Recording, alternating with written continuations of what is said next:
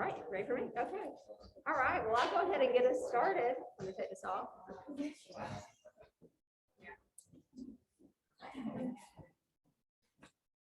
Thanks so much for being here.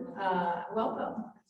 I'll get us started, and I'm looking forward to this conversation tonight.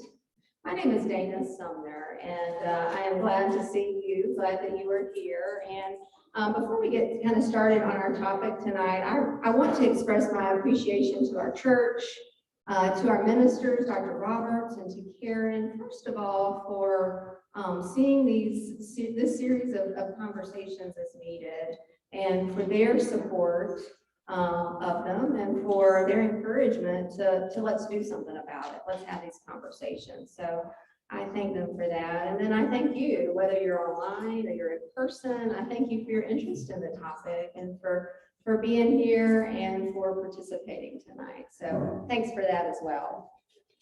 So as we kind of dig into this topic, I want to first of all say that I recognize that that each of us is on a different journey in our own grief process. We have all likely experienced some loss or losses. And so tonight, I feel like this session could really go in a number of ways. This is a big topic. And what I plan to do tonight is take a high-level look at grief and allow you to think about your individual experience with that, your individual loss, or how it might show up for you, and how it might show up for those that you care for or that you might be supporting as well. So maybe kind of look at that context. Again, this process is really individualized. So what works for me may not work for you, and that's okay. Again, it's a very unique process for everybody. And instead of telling you what to expect, I really want to give you some language perhaps to kind of wrap your head around what you're thinking and experiencing, and maybe offer some options or strategies as you're kind of continuing to work through this. Tonight, much of my context is going to be the loss of life or death. So that will be the context that I typically tonight will talk from. But I recognize that there are all forms of grief, all forms of loss. And so it may not be the loss of life for you. And so I just invite you, wherever you are, for you to think about your own experience and what that loss looks like for you, and where you are, where that grief is showing up for you. I hope you'll take away what might be most helpful for you in this situation. I also want to kind of briefly mention that I recognize that some grief is complicated grief, some grief is prolonged grief.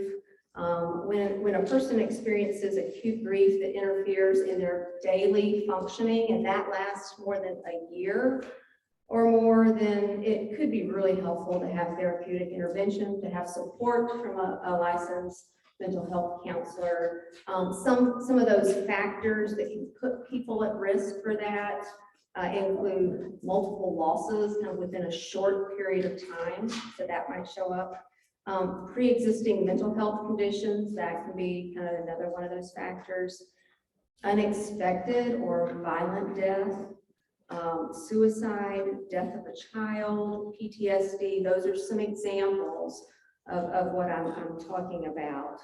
Like I said, we're not planning to focus on that specifically tonight, but if you're listening tonight, you're here, you're online, and you feel like this might be describing you, I hope that you will seek support from a licensed counselor, and then I invite you to follow up afterwards, and let us support you, let us give you some referrals and some resources. So again, whether we name your loss here tonight specifically, I hope you'll keep that in your mind, and I hope that you will use some of these strategies as you kind of work through this process, as you reflect, as you think about things. I invite that. I wanted to give you a little bit of background about myself, kind of let you know where I'm coming from and how I speak to this topic. My career specifically has focused on the holistic development and well-being of college students. That's where my practice kind of lives. I am a product of educators. I'm an educator myself. My undergraduate degree is from Stetson University in Florida in psychology. And then after graduating from undergrad, I worked for a while in residence life as a professional, and these are what we call live-in positions. These are like right on the front lines when you're working with college students. And it was in this work that I supported. I began really as an undergrad and as a professional supporting college students who were in crisis. Certainly the focus was community development and well-being, but so many students continue to need support with mental health situations and so forth. And so this is where I kind of got my first experience really supporting and referring students in crisis. And so I immediately recognized that I wanted to make a career out of it, went back to graduate school, Appalachian, and received my student development degree, which is a counseling degree to work on college campuses. And this will prepare you to be in counseling roles or advising or helping roles. And now my practice, I'm actually a career counselor at Meredith College and also the director in the Office of Career Planning there. And I take a strengths approach with the students and alums that I work with. There are still times, though, and pretty frequently in the last couple of years, that we're doing a lot of referrals for students that are having, that do need support with mental health situations and things that they're working through. So I make a lot of referrals that way. Kind of some background into my faith. I accepted Christ as my Savior as a child. I'm a work in progress, but continue to strengthen my relationship with Christ. And I've been a member, my husband and I have been a member at Trinity for over 15 years. Our children were born here, now 14 and 7, and then they're certainly a product of your love and your teaching. So we do our life here. I will tell you as I approach this topic with you that my own grief journey is in progress. I will tell you that first of all, when my father-in-law passed away in June of 2013, my husband told me at that time, until you experience it yourself, then it's really kind of difficult to understand it fully. And this last year in March 21, a close friend of mine died. She was my age. And so, and then the death of my father in October of 21 really has given me more insight into what he was talking about. So I really feel like I'm still in the early stages of this grief process, and certainly trying to make some meaning of what I've experienced. And so I would probably tell you as well that today this session is part of my own journey, part of my own grief story as well. So thanks for supporting me and your grace in that as well. I do have tissues just in case I need those. So the context tonight is really framed with my education experience as well as my relationship with Christ, my trust in Christ. And so it's those things in combination. I believe that the Lord has a plan for me. He has a plan for all of those for our lives. I know that He loves me. I know that He comforts me. And so that's kind of the context that I speak about from as well.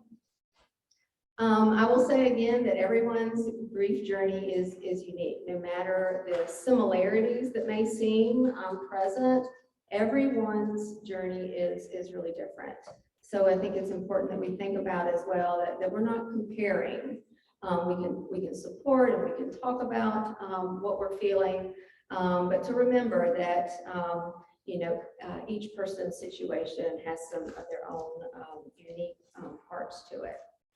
I also love to talk about this, that, once we kind of shift grief as a problem, shift that away as a problem to be solved, and really as something to be shared or something to be heard, I really feel like that allows for a little bit more understanding of the situation.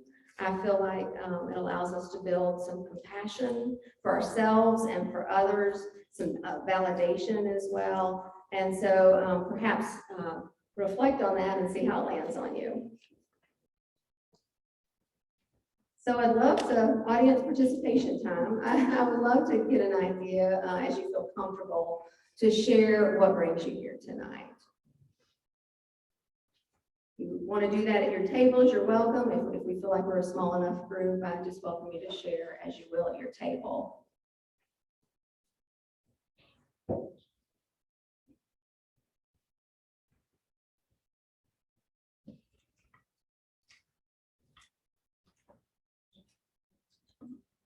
Why don't we do that? Let's share at our table first, and then we'll come back together in a couple minutes.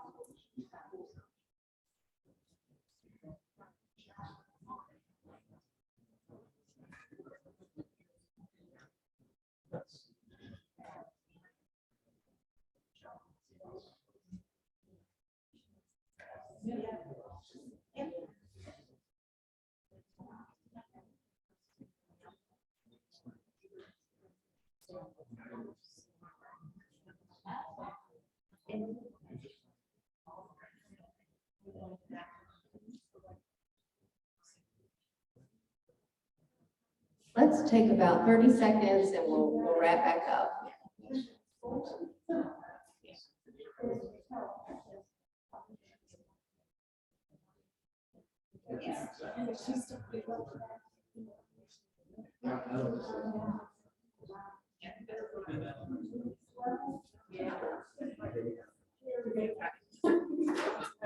I can count on this table.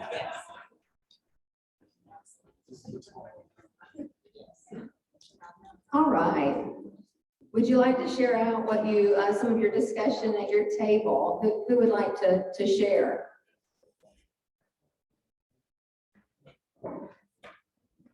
What brings you here tonight? What about this topic? What about the topic of loss? Okay. Volunteer. Voluntold, exactly. Well, I think what we talked about, and I know you were talking about sort of loss of life, but we also talked about just the amount of loss that we have all experienced, you know, of our norm, or even of things that we just assumed we would never lose. You know, Meredith and I have college kids who had very different experiences than our own. And then just sort of turning that into also losing people during this time of COVID. The difficulties that families experience of going into hospitals or not being able to go into hospitals and couldn't be with someone. And, you know, we talked about families who have had babies during this time. And maybe there's grandparents that they're not able to see or haven't been able to see, whether it's travel or COVID itself. So just lots of loss.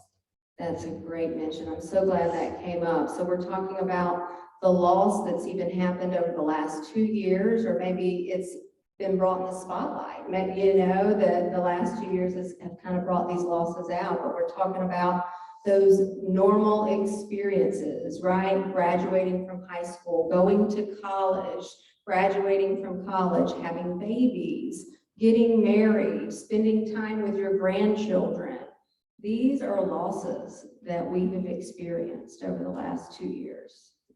Big, yes, thank you. Other losses, what's bringing you here tonight? Yes, please. What I find that's interesting is that at my age, at 65, I've never really experienced the death of someone really close to me. I've lost grandparents that I wasn't very close to, because they live so far away, but I have parents, my parents are still living at 92 and 87. And so I'm a little concerned about how it's gonna take that, when they do go, because I won't be surprised, but I'll be shocked. So you have, you've got those relationships intact and you're still living with your parents are still living, excuse me. And right, what might happen then, since they've been in your life for so long, when they do die. Right. Thank you. One thing that I noticed is, my oldest sister died several years, about 2-3 years ago. And prior to that, my father had died, and my mother had died about 20 years before. And, Susan used the word just now, she was shocked when her parents died. She was surprised because of that natural order and age they are. But I found it much more difficult to deal with my sister. Because she was one of us, you know what I mean? Not that mom and dad weren't. But, and even my children said, you know, it's harder losing Aunt Barbara than it was grandmother and papa. Because I think of what Susan said, you know, sometimes it's a natural order of things, but I found that I was surprised at my feelings, and I was glad to hear my children say that. Because it made me think, well, you're not weird. You're not. Thank you for sharing that. So we're talking about a loss of life early, you know, someone that was not older in age, as you're talking about. So that being a really difficult loss. I think one of the things too that we think about, we're talking about the loss of people right now, but retirement to me was a huge loss, huge. And I really had struggled. Thank you for sharing that, Pat. Absolutely. So kind of that change that comes from a lifelong career, you know, whether you're retiring, perhaps when you want to, or maybe you didn't want to. That's another layer. You know, if you're retiring earlier, but you still want to, you know, you still want to be working, and so, you know, that loss that comes in that way, that's big. These are all, thank you for sharing that. There, as we've talked about, just all kinds of different losses, and you've talked about so many that are on this list, and there are still more. I know, I haven't captured them all.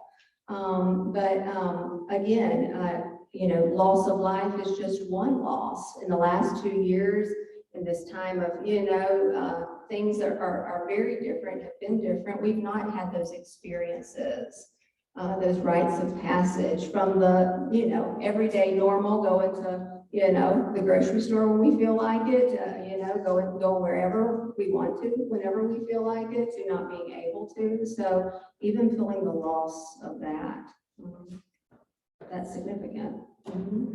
I've also listed a couple of other things. You know, we talked about loss of job or income or financial security. Maybe that was retirement. Maybe it was a career that ended and you didn't want it to end. Maybe it was a business that folded and you did not want that. Maybe You know, it was it was a switch that you didn't feel like was in your control. So a loss of that feeling of loss from that.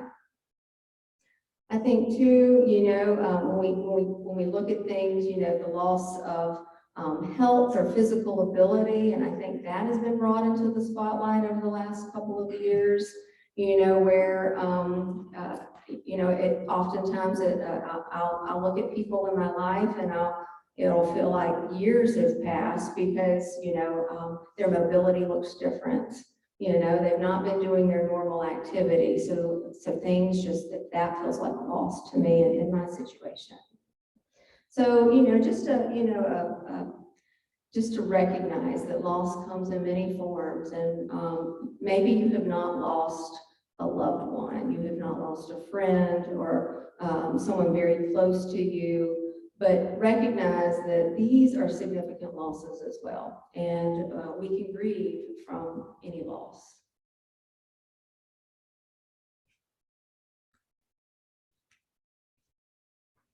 I wanted to provide a couple of definitions, probably pretty straightforward to you, but kind of give you this idea and differences between grief and mourning. And again, probably seeing some of these with the loss of life, but I appreciate these definitions. Grief is whatever you think and feel on the inside about that loss. It could be death, or it could just be loss in general.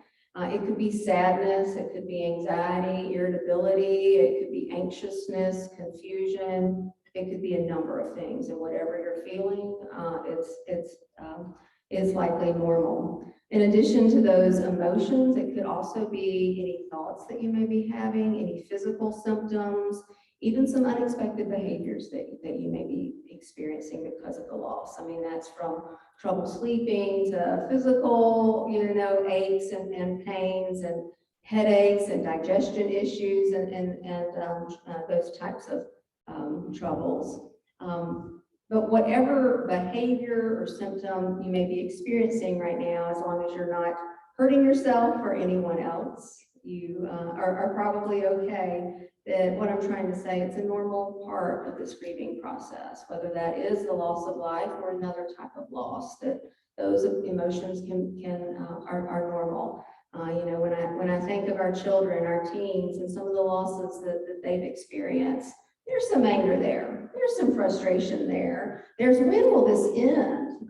There are a number of things. That's just to name a few. And so you can think about grief in that way too. So while grief is what you think on the inside, this idea of mourning is what you express on the outside. When you cry, that's mourning. When you want to talk to someone about the loss, that's mourning. When you write in a journal, when you do a scrapbook, a digital photo display, when you write a thank you note for a meal that you received, that's a part of the mourning process. And so I find that really interesting.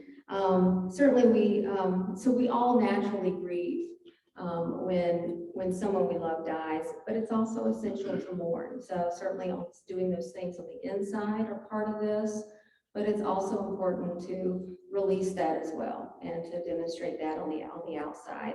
What I believe that does is allows us to move toward hope. It allows us to move toward healing. I think it's also important in the same breath to tell you that you don't have to and you really can't grieve and mourn all the time. That can, going to that other opposite extreme, can be emotionally and physically unhealthy. So I'd like for you right now just to even think about some of the ways that you've expressed your grief. You know, reflect on that a minute. How does that show up for you? How does that grief look for you? Maybe mourning, how has that looked for you? Have you allowed that for yourself?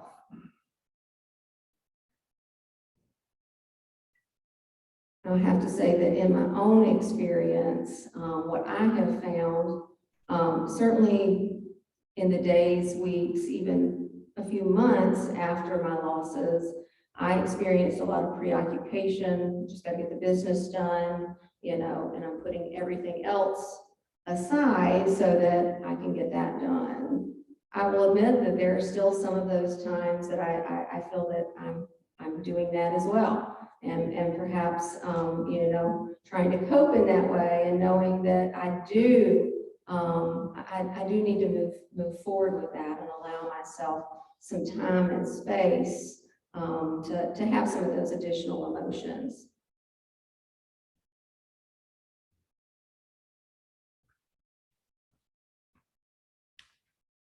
So in my own grief and mourning, I really am comforted by God's word. As our creator, God is so intimately connected and related to us. He helps us. I know that he helps me through troubled times. When we're suffering, I know he is there. He knows our fears. He knows those pains, and he promises to help. And we find this, read that in Isaiah 41:10. We also know that although bad things do happen to God's people, God remains good. His character is good and it never changes. He is consistent. He's always faithful. And we read that in Psalm 46:1. And then also in Proverbs, one of my favorite couple of verses, when we wholeheartedly trust in him, he's going to guide us and we can count on those promises. I'd love to know if there are some go-to scriptures for you that bring you some comfort. Are there some off the top of your head that you know that are always go-tos for you, or things you want to dig into a little bit more? Yeah, please. The hope of the afflicted will never perish. The hope of the afflicted will never perish. Thank you. Thank you. That is a great comfort. Mine is Hebrews 12:1-3, and especially number 2, fix your eyes on Jesus. Fix your eyes on Jesus. Yep, I have to do that. What a great reminder. I want to invite you as well to think about places that these can physically show up for you. You know, it could be the refrigerator, it could be your bathroom mirror, maybe it's on the lock screen of your phone. Thinking about creative ways that you can continuously be reminded of that. I really want to talk now about some of the ways that you can support yourself through your own grief process. These are some things that I hope many of them will resonate with you, but my prayer is that you will take those that you feel like will be most helpful to you. But first, and that is to really recognize that grief is normal. It is normal, and it's a natural reaction to any kind of loss. Grief encompasses a lot of emotions, and I will also say that you can have some of those emotions, several of those emotions, even at the same time. I know for me, there have been times that I was irritable and frustrated, but then in the next moment, I was crying uncontrollably. I have a friend who talks about feeling shame when she experienced a moment of happiness, because to her, that was what grief should not look like that. She should not have both of those feelings at the same time. So think about kind of your own process with that too. I'd also like to remind us that grief isn't on a timeline. There is not a prescribed kind of process for this. It can certainly take on a number of dimensions. It doesn't end on a certain date either. So for many of us, that acute pain will subside, but the pain of the loss, it never leaves us. It can also come up at unexpected moments. I was just with a friend yesterday, and her father had died when she was 13. And when we were talking, when she was sharing her experiences, her emotions were very vivid. So it can pop up for us at any time. It might come up in those conversations. It might come up when you're remembering those stories. It might come up with a song that you hear. My husband talks about there are things that he wants to tell his dad, and he can't. So it can really show up in a number of places. I also want to just remind us to make space for this. I think I'm talking to myself just as much with this one, particularly right now, that I need to allow some time to process these losses. The loss of life and my family and friends, but also the losses of the last couple of years have really brought into view.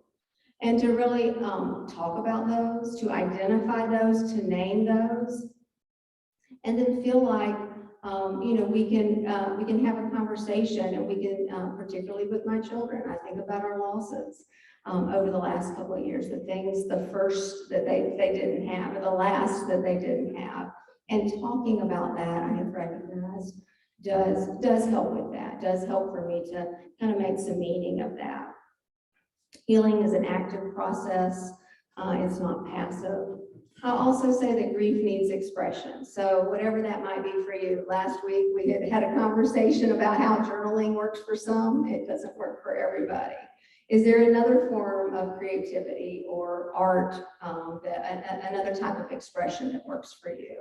Is it prayer? Is it meditation? Is it reading certain scriptures, certain Bible studies that you're doing?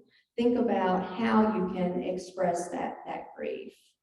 And then during this time, especially turning to people you trust, turning to those friends and family members, ministers, trusted advisors in your life who can support you, who can hear your stories.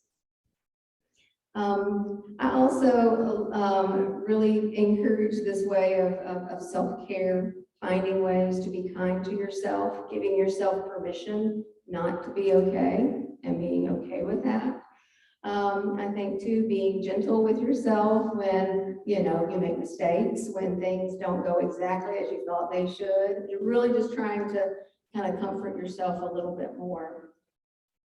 I like to talk about this next one of finding meaning, and I'm still learning how this process kind of comes about, but think about some ways that you can find some meaning around the loss. So what does that mean for you? So thinking about a way to transform that grief into something else, something that might be fulfilling, something that might mean that we can find more than just the pain.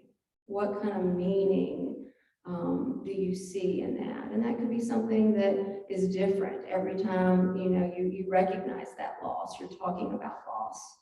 I think for me, particularly so far in my journey, I have found meaning in the people that God has put in my path. I really feel like that God has planted people right in front of me to support me and to just show that they care. So that's been pretty powerful to me. So finding a way to allow the loss to empower us into finding kind of this path to hope and path to healing, or at least to try to make some sense of things.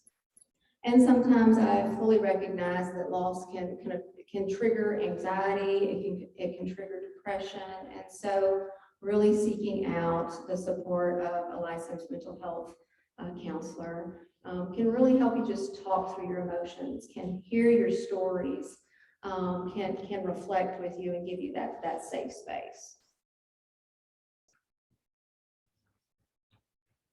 So let's talk just a moment about support that we can offer our children and our teens for sure.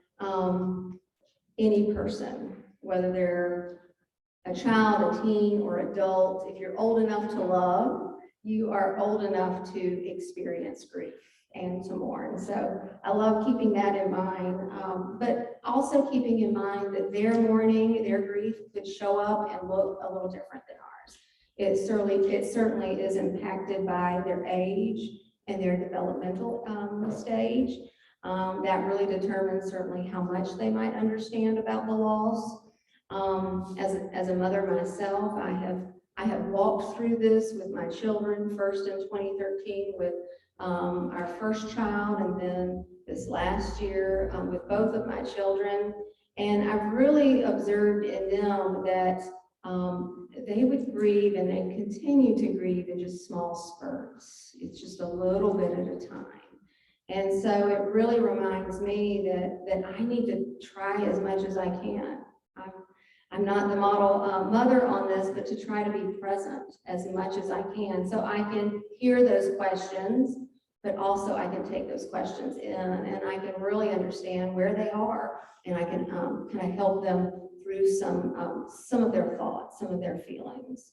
You don't have to talk about the loss often. You don't have to talk about death often, but just to kind of be there, to observe your child and to answer any questions that they may have in that time. And when they're ready to talk, you'll be there. It is normal for them to also experience a wide range of emotions, and oftentimes for children especially, that might come out in their behaviors. And so again, as long as they're not hurting themselves or others, it's probably okay. It's also important just to remember in those conversations that you're speaking to them gently, but honestly as well. This was hard for me, especially at first, but it's important to use the word died or dead or death when talking about that particular kind of loss with children. And it might mean that you will have to explain a little bit about what that means. But I think it's also important, we did this quite a bit, particularly in 2013 with my oldest, is reminding our children that not everyone who is sick dies. And so, reassure them of your own health and that there are so many people in his life that care for them. My husband is great at this one, and I am trying to learn from him to talk just a little and then stop. And he is a trained school counselor, so he is great to kind of really model this one. But children only need a little bit of information at a time, and they're good. And so, give our children time to process and not feel like they have to have all the information, at least all at once. Our children can really understand those difficult conceptual realities in small doses. Many of our teens can understand death almost kind of on the level that adults can, but they may be resistant to kind of expressing those emotions or what they're feeling. And so, this really may bring for them kind of these questions of life, kind of these larger questions. So kind of be mindful of that. And again, whatever your teen is experiencing, being present is super important, and encouraging them to express that grief in healthy ways.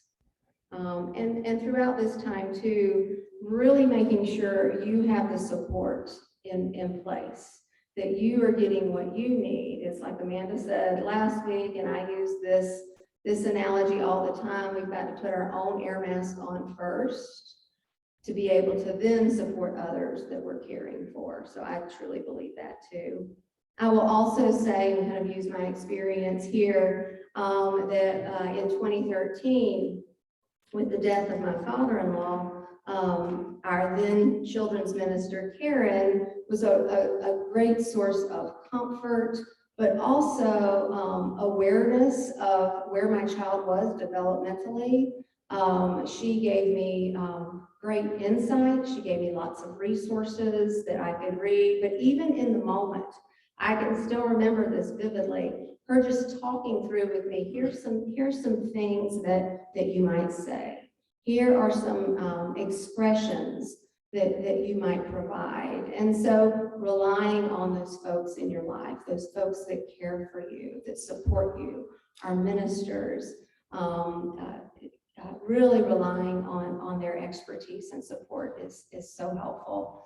And I will let you know too that Karen has brought a number of resources tonight for you to take a look at. She's got them on the side table here. You might want to take a picture of what you see. If there are a number of pamphlets, she said it's okay to pick up one of those. But those are some resources for you tonight.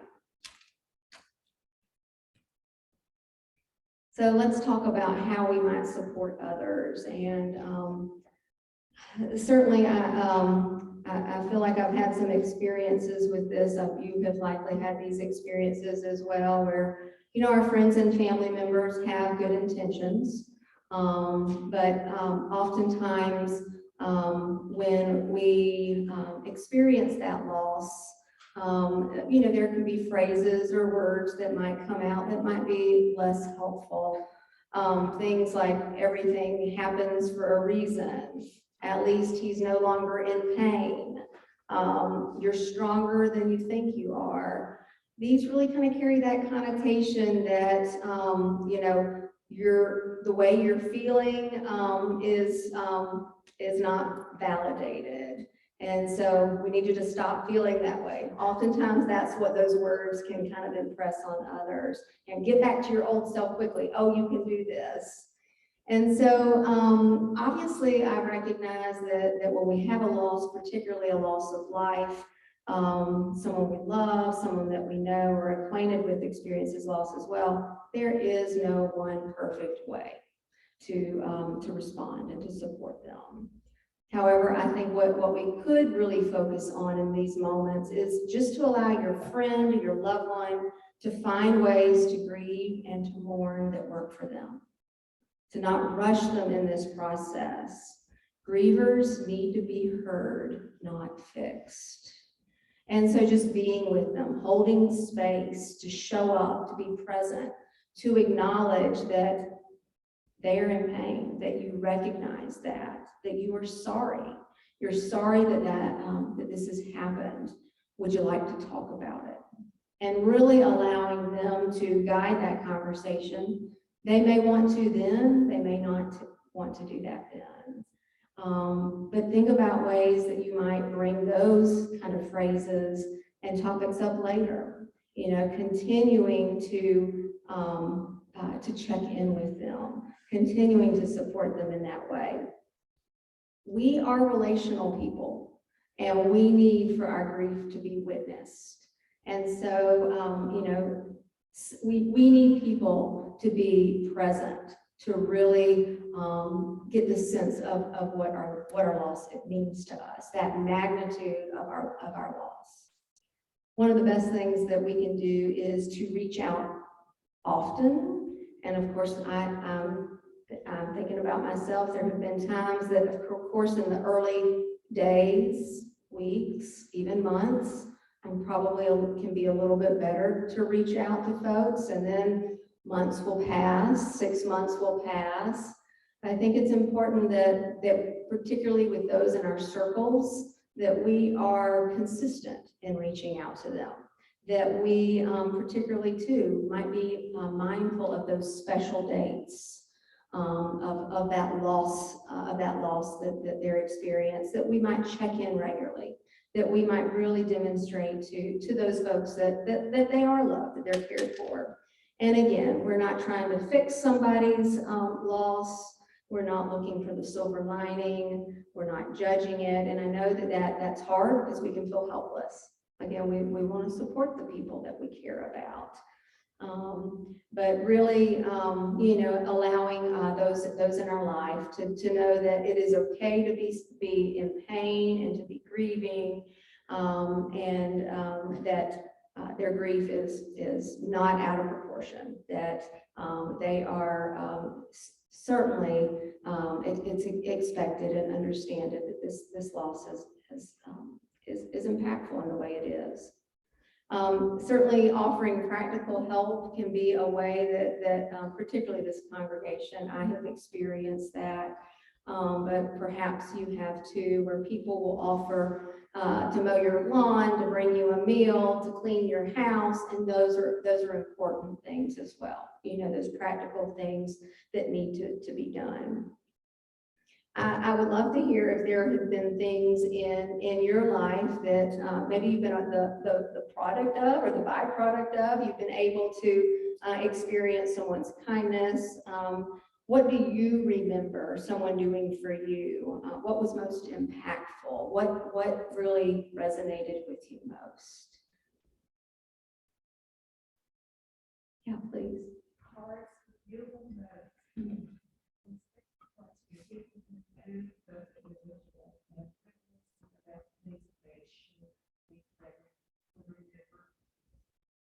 That is such a special memory as well. So, cards that people have written, letters that people have written, and particularly those that would share a memory of that person, a remembrance that you had together perhaps, or something that they remembered of that loved one. That's a special gift. Yes. Thank you. Others, what's been most impactful to you, or that you still remember?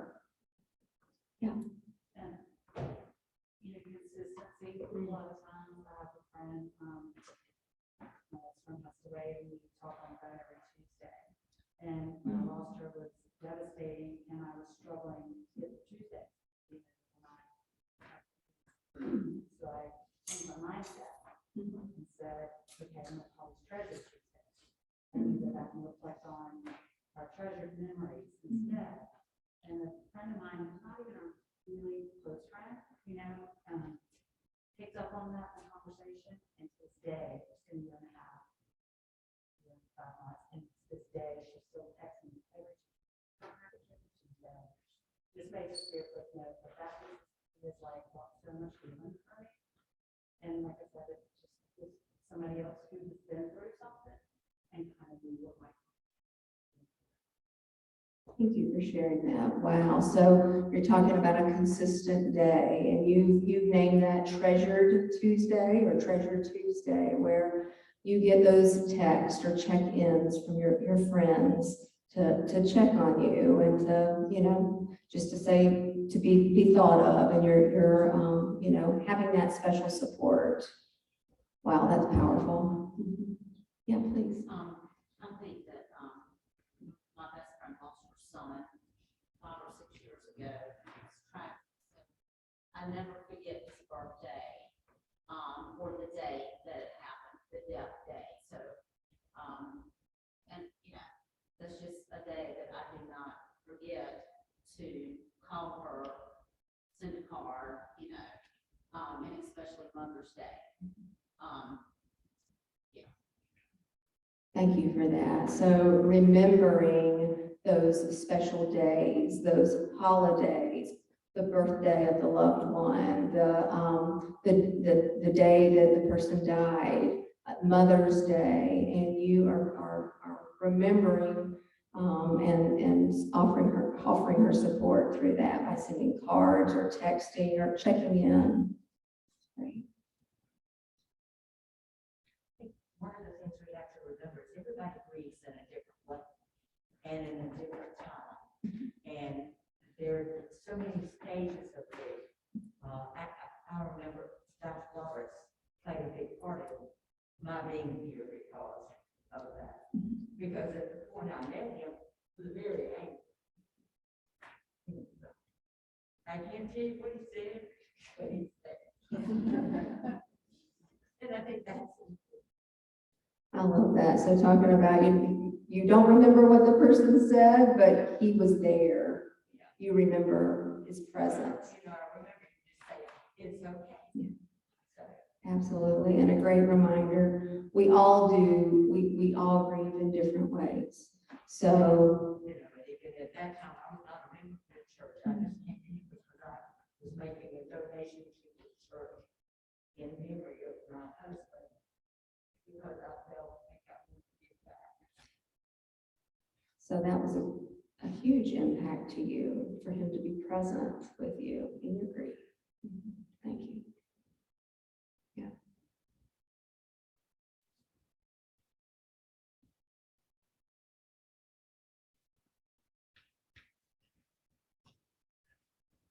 So let's talk a little bit about possible ways to find hope, to think about healing. Certainly when we have losses, it can make us question lots of things. It can make us question the meaning of it, reasons for it. It can really be hard to understand.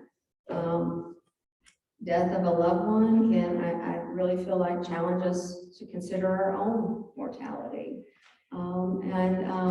When we think about it, though, I love to think about hope, and hope being this expectation of good that is yet to be or yet to come. And even though we grieve or we mourn, finding ways to nurture that hope is really necessary in that process.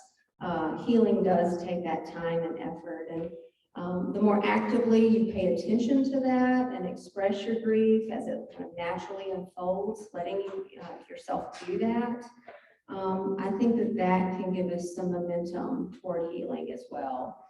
Time alone doesn't heal grief. I feel like it does take some work.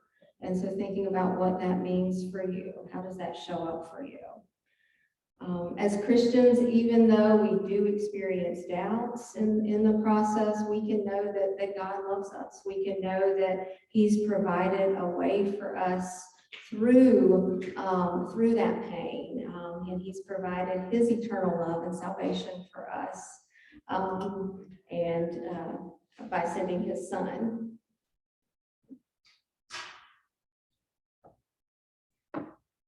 So when we find that we're in those moments, that season that are really hard, the seasons that are really difficult, those devastating losses, that grief, it can be hard to recognize God's faithfulness to us, for us.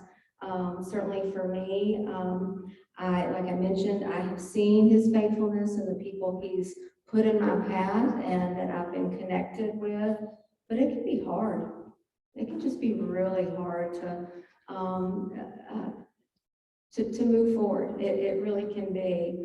I have recognized though that friends, ministers that will check in on me. I have had colleagues who've been present, who've been vulnerable themselves. I have found family members who have helped me find some meaning with what has happened and my loss. There have been Bible studies, reading my Bible and prayer that have really comforted me as well. So recognizing this will be different for everyone, think about for yourself, what are some things that bring you hope? What are some things that perhaps allow you, or you think will allow you to find some meaning? What has shown up in your life, and what are you thinking you might maybe want to do next in that healing process? These are a few of my go-to scriptures when I need to see the evidence of God and His faithfulness. Certainly we're reminded in Matthew 11:28-30 that Jesus promised rest for the weary and the troubled. Doesn't mean the absence of hardship or suffering. It does promise meaning and hope and assurance, even in those troubles that we face. And then in John 11:35, Jesus knew the suffering that love brings, and He cried like all humans who experience loss. And then in Philippians, we see that God is faithful to meet our needs. He gave Paul the strength that he needed to face all kinds of circumstances, and He certainly has the power to do that for us as well.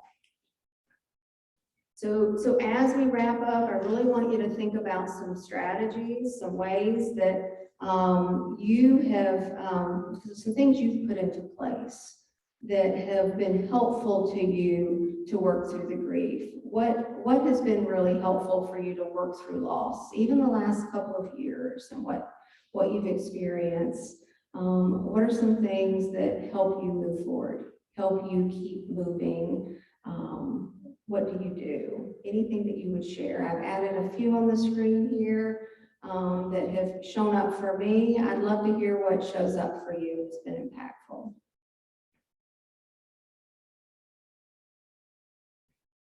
Please. My sister died in August of 2019, and she had been sick where I was totally unprepared for her death. I couldn't do anything except just close myself off.